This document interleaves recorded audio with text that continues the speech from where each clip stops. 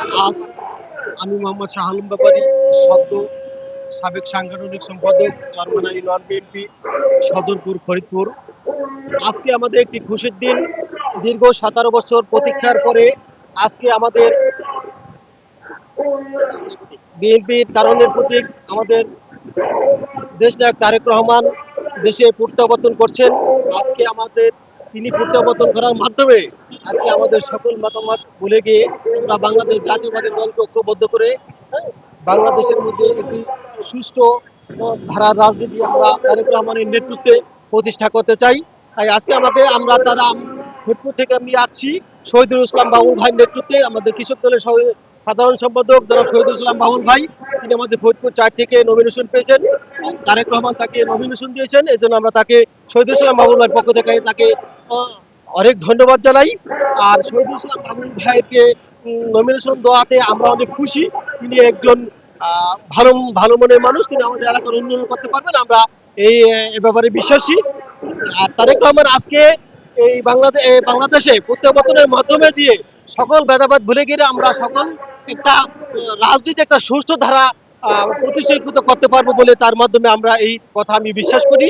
এবং সকল দেশবাসীকে তিনি ঐক্যবদ্ধ রাখতে পারবেন এবং আমাদের দেশে উন্নয়নের উন্নয়নের যে কাজগুলি আছে সেই কাজগুলি তিনি করতে পারবেন এবং সকল প্রকার মতামত সকল প্রকার ভেদাভেদ ভুলে তিনি ইনশাল্লাহ এই দেশের মানুষকে সুখে শান্তিতে রাখতে পারবেন বলে আমি বিশ্বাস করি।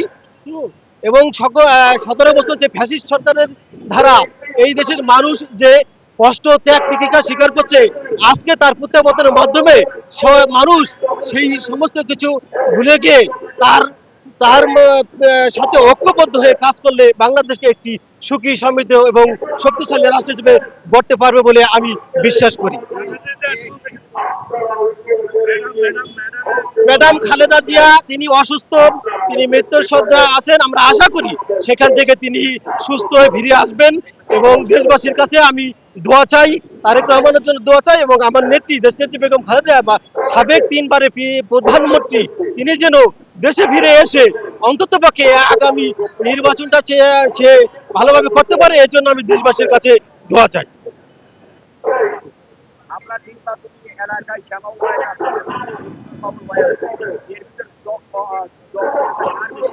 এর মধ্যে আমাদের মধ্যে শহীদুল ইসলাম বাবু ভাই অনেক জনপ্রিয় লোক। তিনি আমরা নির্বাচনের আগে থেকে তিনি আমাদের খোঁজ খবর নেন এবং গত 17 বছর আন্দোলন সংগ্রামে মাঠে রয়েছে।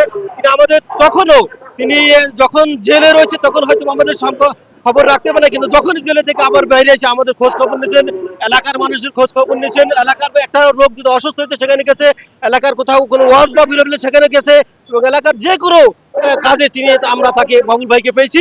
এই জন্য তারেক রহমানকে আরেকবার ধন্যবাদ জানাই বাবুল ভাইকে নমিনেশন দেওয়ার জন্য।